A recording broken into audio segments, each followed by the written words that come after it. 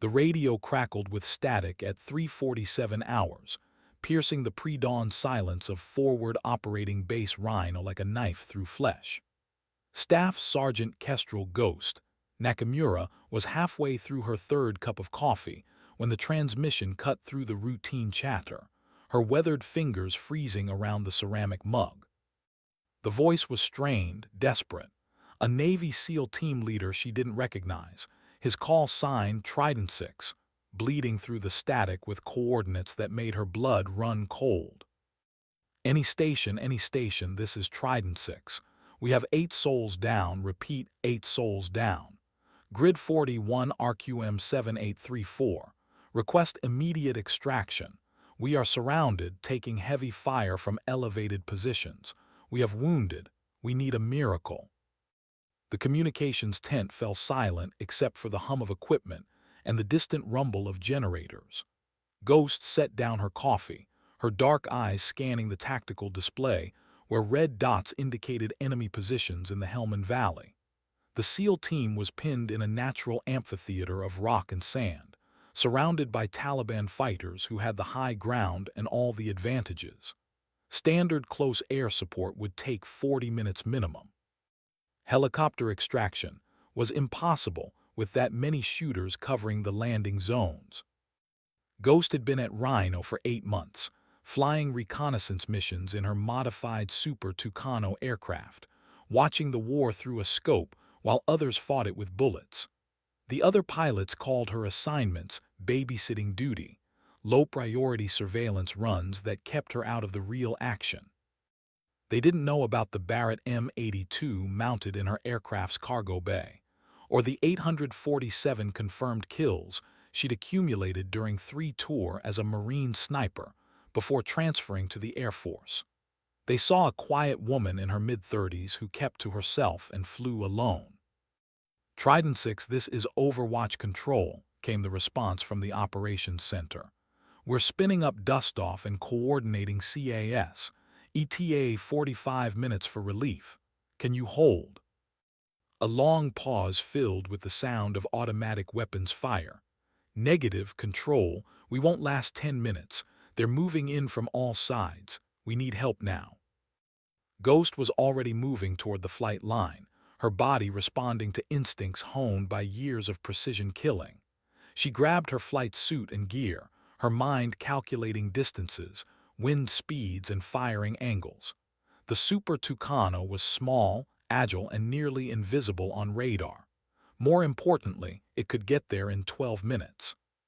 She'd answered distress calls before, but never like this.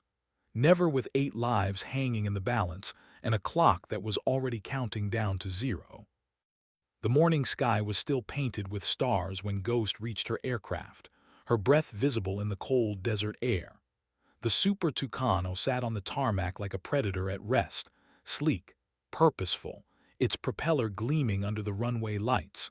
She'd modified the single-engine turboprop herself, removing unnecessary weight and installing a custom firing platform in the cargo bay. The Barrett M82 was secured with precision-engineered clamps, its scope calibrated for shots at extreme range. Ghost, where are you going? Called Captain Morrison, the flight operations officer, jogging toward her across the tarmac. You're not on the morning roster.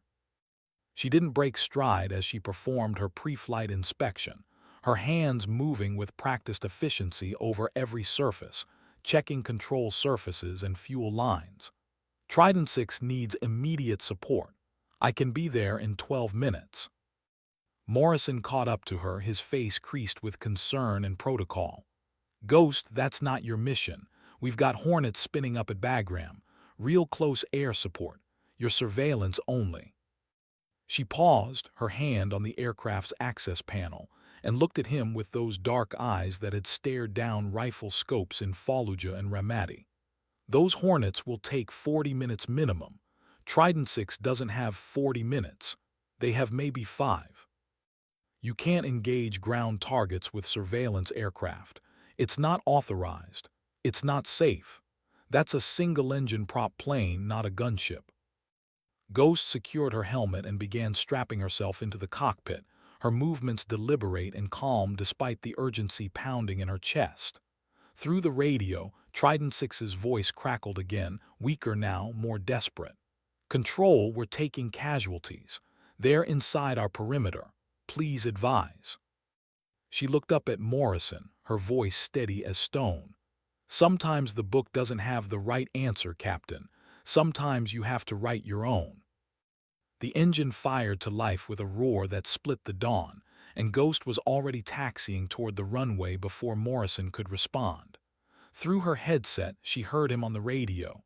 "Control, be advised Ghost is airborne without authorization. Repeat, Ghost is going dark." She switched to the SEAL team's frequency as the runway fell away beneath her, the desert spreading out below like a vast brown ocean. "Trident 6, this is Ghost inbound to your position. ETA 10 minutes. I need you to mark your friendlies with infrared strobes and give me a target priority." A different voice came back, younger, scared but trying to hide it. "Ghost, what's your platform? What ordnance are you carrying?" She banked southeast, following the GPS coordinates burned into her memory, the landscape rushing past at 200 knots.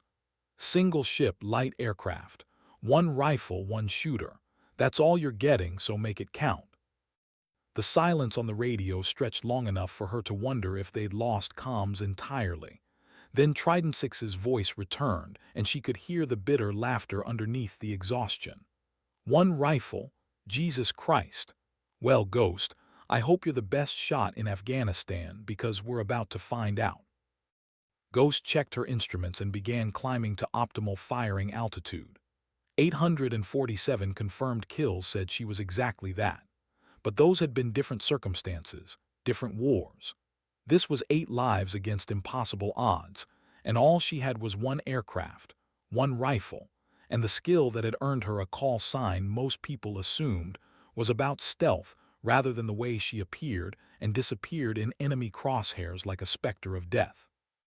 The Hindu Kush mountains rose ahead of her like ancient teeth, and somewhere in those valleys, 8 American warriors were counting down their final minutes. The terrain below shifted from flat desert to the jagged complexity of the Afghan highlands, where valleys carved by millennia of wind and water created natural fortresses and killing fields. Ghost's aircraft climbed steadily, the thin air at altitude requiring subtle adjustments to maintain optimal performance. She'd flown this route dozens of times during reconnaissance missions, memorizing every ridge and draw, every potential firing position and escape route. Through her scope, mounted parallel to the aircraft's main instruments, she could see the valley where Trident 6 was trapped. The SEAL team had been conducting a high-value target elimination when they'd been ambushed by a force 3 times their size. The Taliban had chosen their battlefield well: steep walls on 3 sides, limited cover, and elevated positions that turned the valley floor into a shooting gallery. "Ghost, this is Trident 6, came the transmission, punctuated by the sharp crack of rifle fire. "We've got approximately 30 shooters in prepared positions. They're well-disciplined, well-equipped. Someone's been training them. We've lost 2 KIA, 3 wounded, running low on ammunition." Ghost banked into a wide circle, studying the tactical situation through her targeting scope. The enemy positions were classic, overlapping fields of fire, multiple fallback positions, and the high ground advantage that turned every shot into a plunging trajectory. But there was something else, something that made her military instincts tighten like a fist. Trident 6 described their weapons and tactics. "This isn't random Taliban harassment." "Negative, Ghost. These guys are professional. They've got PKM machine guns in fixed positions, designated marksmen with scoped rifles, and they're using military hand signals. This was planned. They knew we were coming." The pieces clicked together in Ghost's mind like the bolt of her rifle chambering a round. This was a trap, designed to draw in American forces and eliminate them in a controlled environment. The SEAL team had walked into an ambush that someone had been preparing for weeks, maybe months, which meant reinforcements were likely inbound, and time was running out faster than anyone realized. She keyed her radio to the command frequency. "Control, this is Ghost.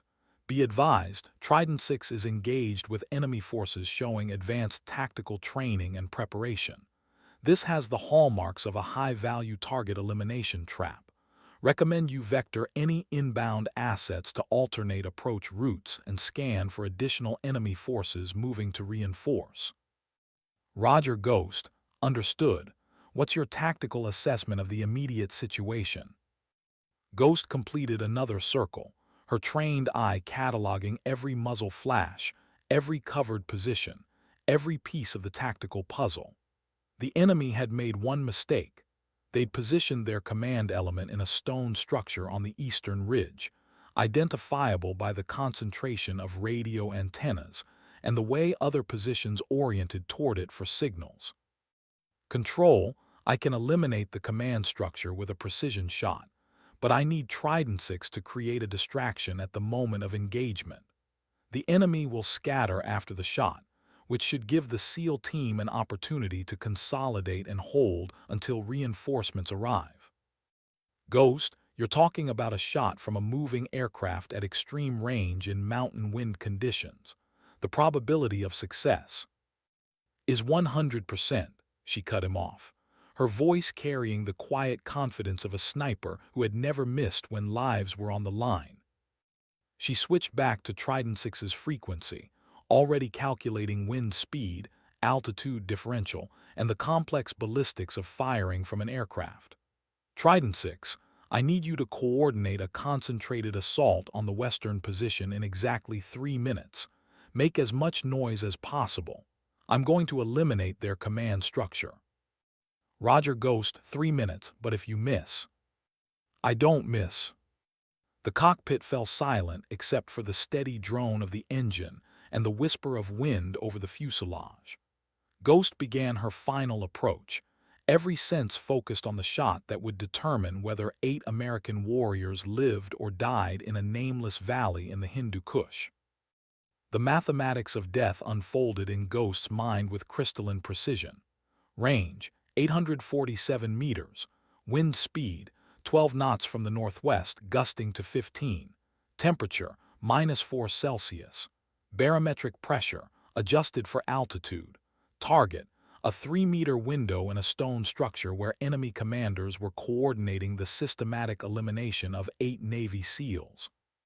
She had trained for shots like this at Quantico, in the sand of Iraq, in the mountains of Afghanistan. But never from a moving aircraft, never with this many variables, never with the knowledge that failure meant watching good men die through a rifle scope while she circled overhead like a helpless bird of prey.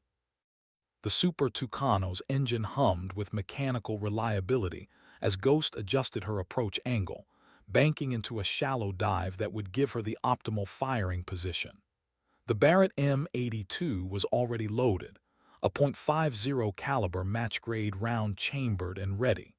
She'd hand-loaded the ammunition herself, each cartridge measured and weighted to her exact specifications. 2 minutes, Trident 6, she transmitted, her voice steady despite the adrenaline coursing through her system. Below, the SEAL team was spread across the valley floor, taking cover behind rocks and scrub vegetation that provided concealment but little protection from the plunging fire of their attackers. Through her scope, Ghost could see muzzle flashes erupting from positions carved into the mountainside like deadly stars. The Taliban fighters were disciplined, firing in controlled bursts, conserving ammunition while maintaining psychological pressure. They knew time was on their side. Every minute that passed brought the Americans closer to running out of ammunition, running out of options, running out of hope. "Ghost, this is Overwatch Control," came the transmission from base. "Be advised, we're tracking multiple vehicle signatures moving toward your location from the north. Estimated time to enemy reinforcement arrival, 8 minutes. 8 minutes. The window was closing faster than she'd calculated. If enemy reinforcements arrived before the SEAL team could be extracted, this would become a massacre. Ghost adjusted her firing solution, compensating for the new time pressure that demanded a perfect shot on the first attempt. Trident 6 change of plan. You've got 8 minutes before this valley fills with hostiles. When I take the shot, you move fast and hard toward the extraction zone. No heroics, no staying to fight. You move and you move now. Roger. Ghost, standing by for your signal.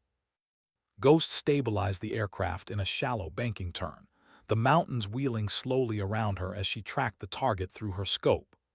The stone structure on the eastern ridge filled her field of view, and she could see figures moving behind the windows, enemy commanders coordinating the ambush that was designed to kill every American in the valley. Her breathing slowed, entering the meditative state that separated snipers from soldiers, heart rate dropping, muscle tension releasing, the world narrowing to a single point of focus where mathematics and instinct merged into lethal precision. 30 seconds. Trident 6. On my mark, give them everything you've got. The crosshairs settled on the window. 847 meters away, an enemy commander raised a radio to his lips, unaware that death was tracking him from the sky.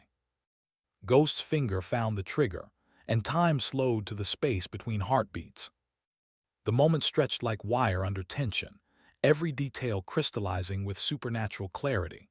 Ghost could see the enemy commander's profile through the window, his mouth moving as he spoke into the radio, coordinating the final phase of the ambush that would leave 8 American bodies in the Afghan dust.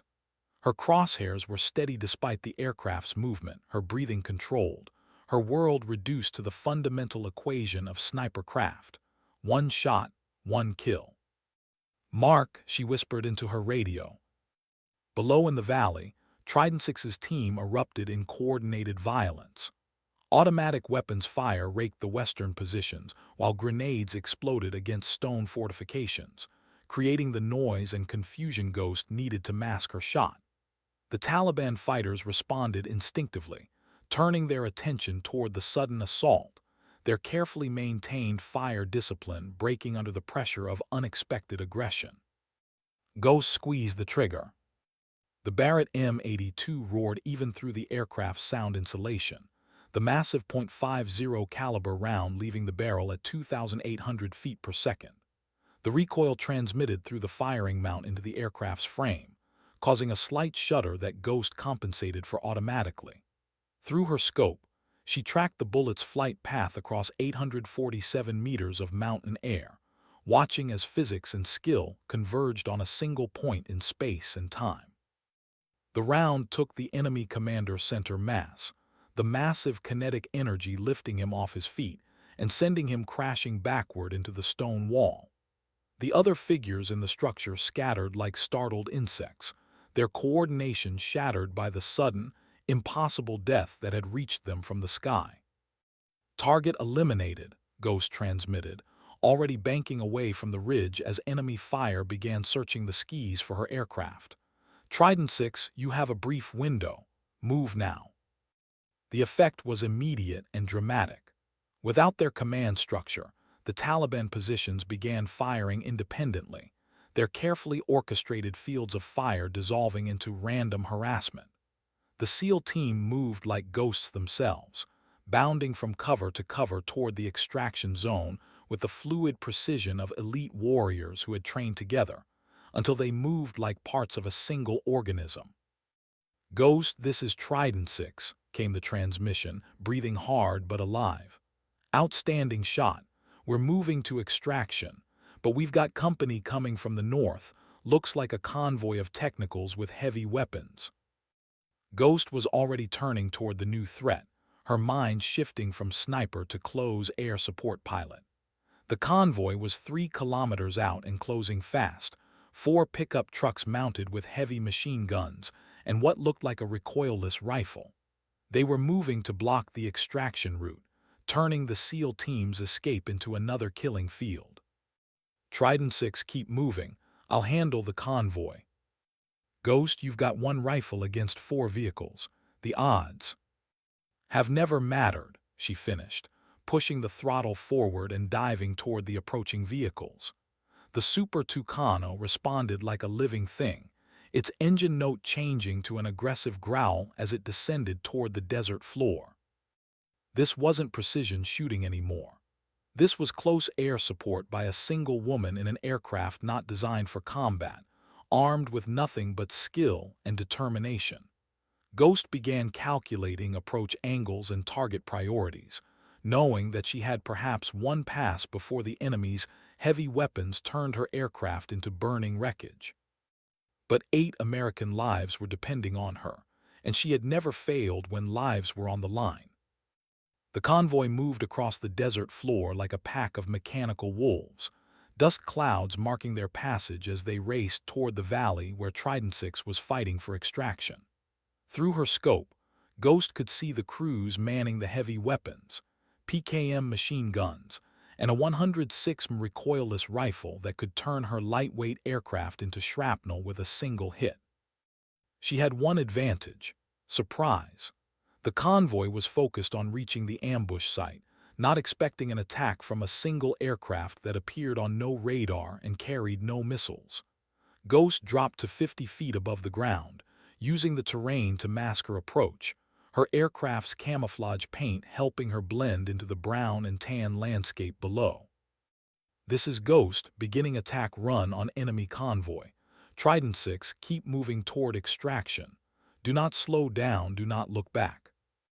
The lead vehicle filled her scope as Ghost lined up her shot. At this range, the Barrett's .50 caliber round would penetrate the engine block and potentially hit the vehicle's fuel system. She squeezed the trigger, felt the familiar recoil, and watched through the scope as the lead truck suddenly veered off course, steam erupting from its shattered radiator. The convoy scattered, their drivers realizing they were under attack from an impossible source. Ghost pulled up sharply, banking into a climbing turn as heavy machine gun fire filled the air where her aircraft had been seconds before. She could hear the sound of bullets passing close, that distinctive crack of supersonic projectiles that every combat pilot learned to fear. "One down, 3 to go," she muttered, already lining up her second shot as she circled back toward the convoy. The element of surprise was gone now. The remaining vehicles were spreading out, their crews scanning the sky for her aircraft while maintaining their advance toward the extraction zone. The second shot took out the truck carrying the recoilless rifle, the massive round punching through the weapon's mounting and into the vehicle's crew compartment. Ghost didn't watch the results.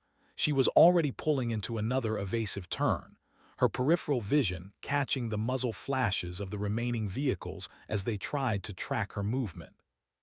"2 down," she transmitted, but even as she spoke, she could see that her attacks had only delayed the convoy, not stopped it. The 2 remaining vehicles were still operational, still moving toward the extraction zone where Trident 6 would be completely exposed during pickup. Ghost realized that precision shooting wouldn't be enough. She needed to get closer, take more risks, put herself directly in harm's way to protect the SEAL team. It went against every principle of aircraft survival, but sometimes survival wasn't the mission. Sometimes the mission was making sure other people survived, regardless of the cost. She pushed the throttle forward and dove toward the convoy, accepting that she might not pull out of this particular engagement alive.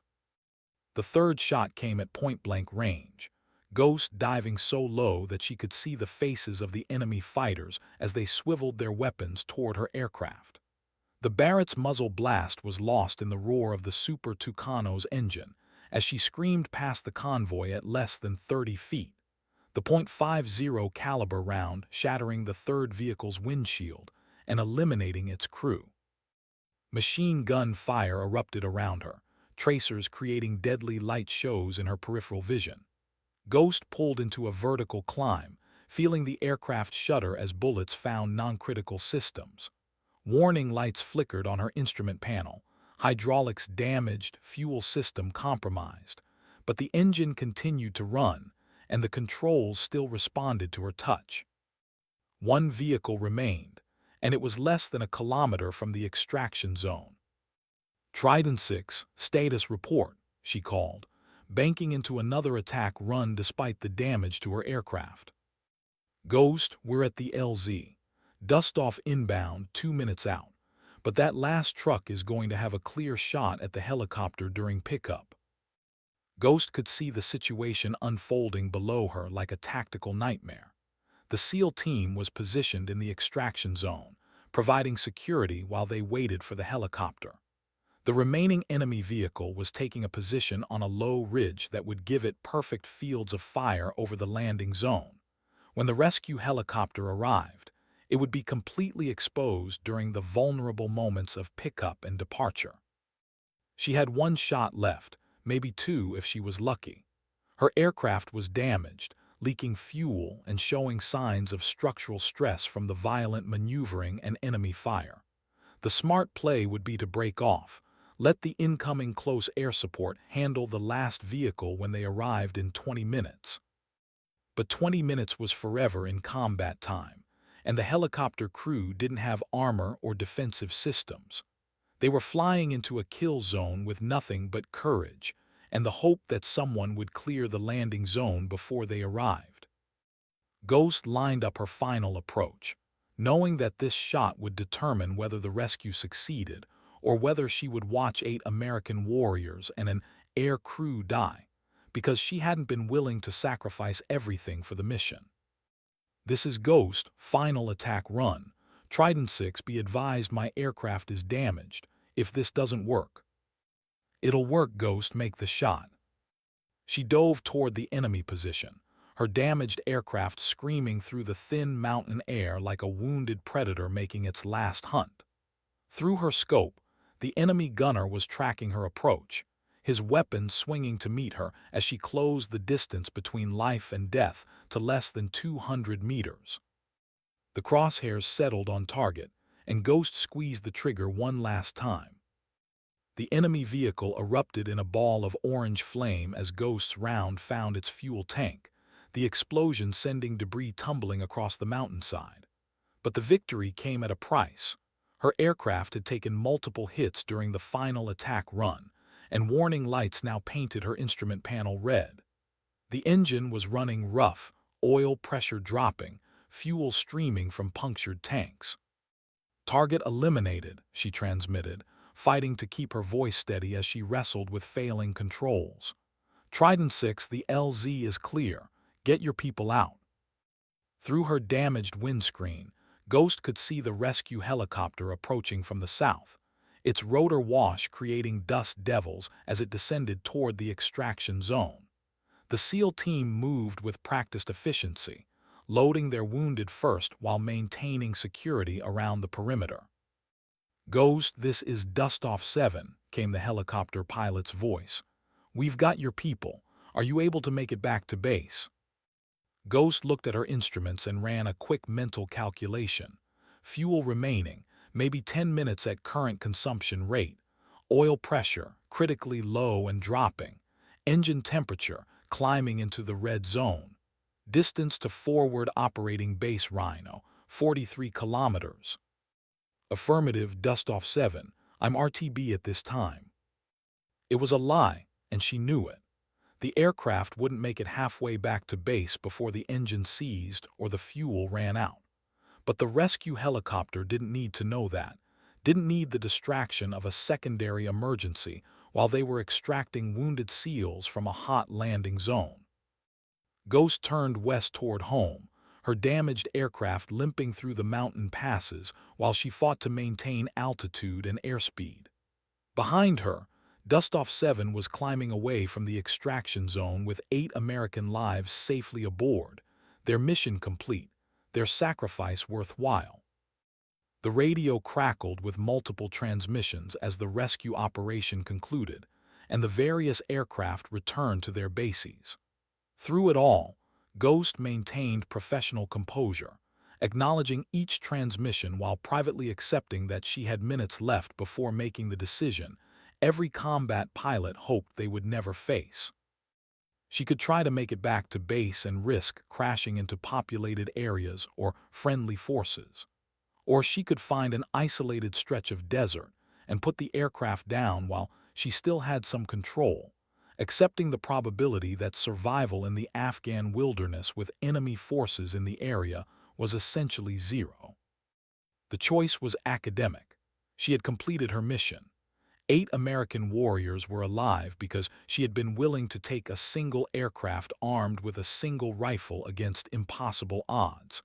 The mathematics of war were simple. Sometimes one life was worth 8, and sometimes the only equation that mattered was the one written in courage and sacrifice. Ghost keyed her radio one last time. "Control, this is Ghost. Mission complete. 8 souls extracted safely. Aircraft is damaged and fuel critical. I'm going to try to make it home." The engine coughed, shuddered, and continued running. In the distance, the peaks of the Hindu Kush stretched toward a sky that had never looked more beautiful. The Super Tucano flew on borrowed time through valleys carved by ancient glaciers, its wounded engine marking each mile with drops of oil and fuel that fell like mechanical blood onto the stone and sand below. Ghost maintained her heading toward forward operating base Rhino, knowing that hope was mathematics, and mathematics were rarely merciful to damaged aircraft in hostile territory. Her radio crackled with transmissions from search and rescue coordinators, weather updates, and fuel calculations that all reached the same conclusion: she wouldn't make it home. The engine temperature gauge had moved past the red line into theoretical territory, and the oil pressure reading was more wishful thinking than actual measurement. "Ghost, this is Control," came the transmission from base operations. "We're tracking your position and your aircraft status. Recommend you consider alternative landing sites.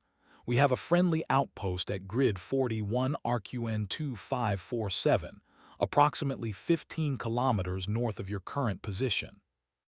Ghost checked her instruments and shook her head even though no one could see her. 15 kilometers might as well be 1,500 with an engine that was already running on momentum and pride. She had perhaps 5 minutes of flight time remaining, maybe less if the seizure was catastrophic. But there was another option, one that military doctrine didn't cover in any manual she'd ever read.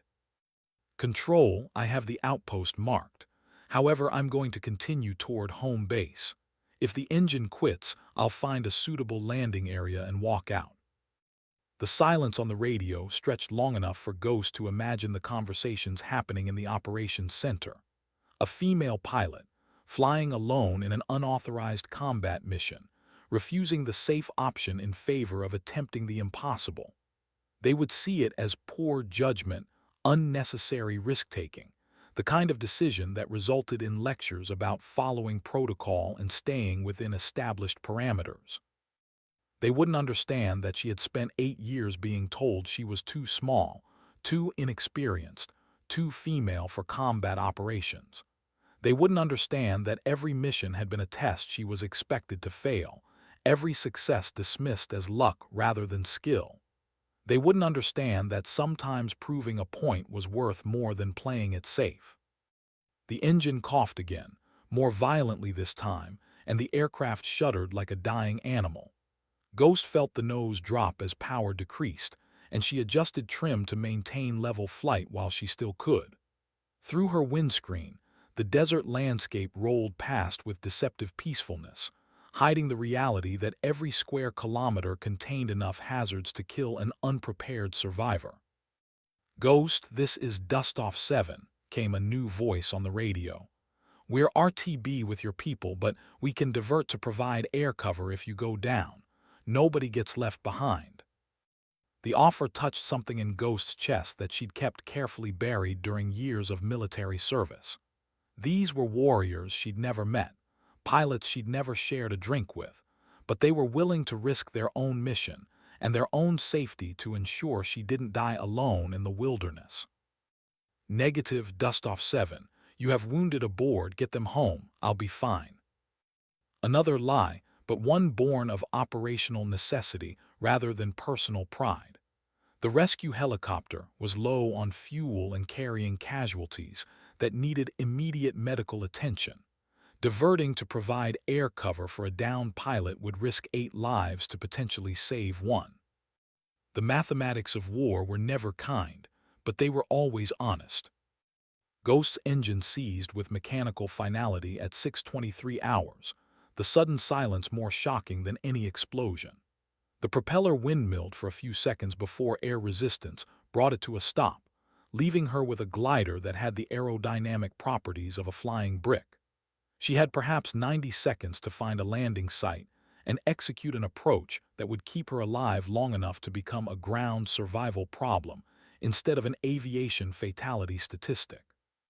The desert below offered few options: rocky outcroppings that would shred the aircraft, sand dunes that might cushion the impact but would bury the wreckage, and scattered patches of hardpan that looked smooth from altitude but could hide rocks or holes large enough to flip the aircraft during rollout.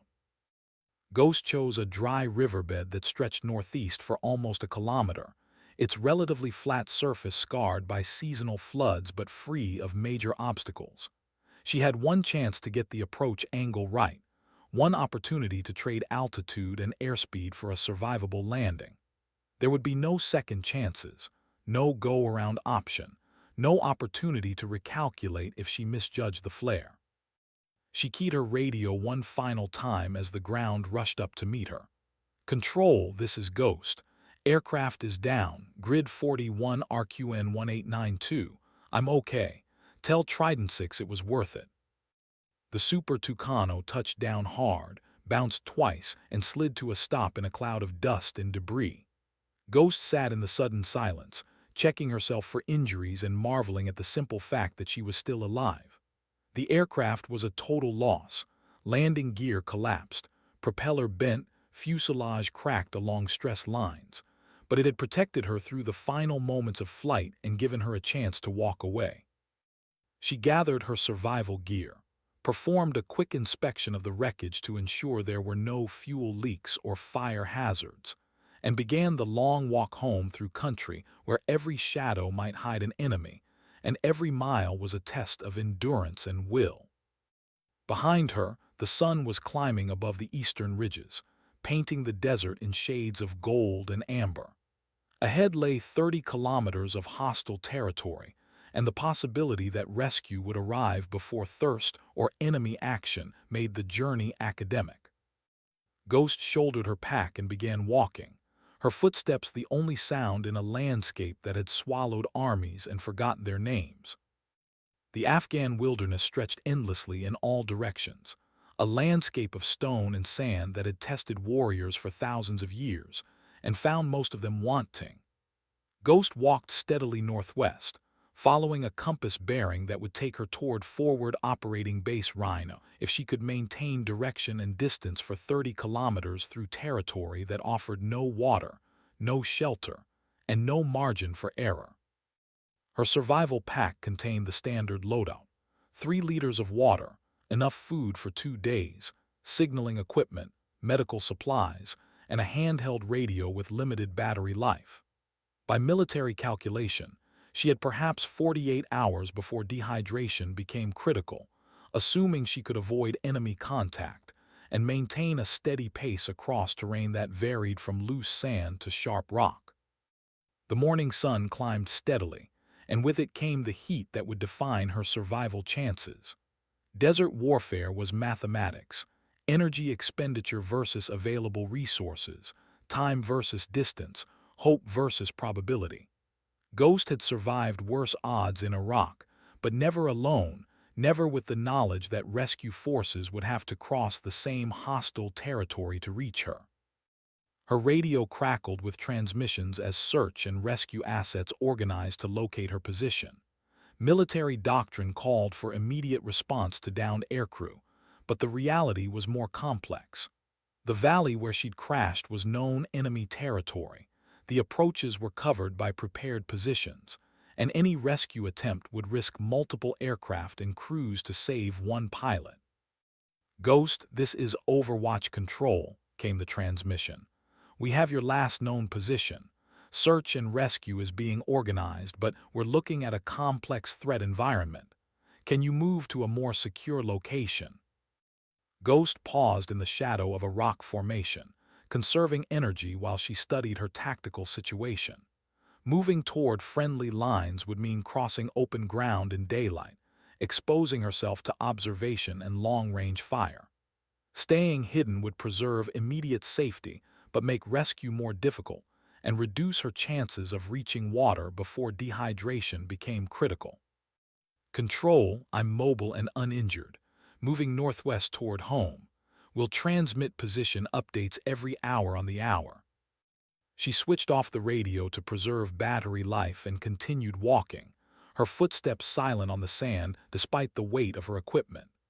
Years of infantry training had taught her to move like smoke, to read terrain like a map, to find water and shelter where others saw only empty wasteland. The desert was not empty, though. It was full of signs for those who knew how to read them: animal tracks that led to water sources, wind patterns that indicated hidden valleys, stone formations that provided shelter and concealment.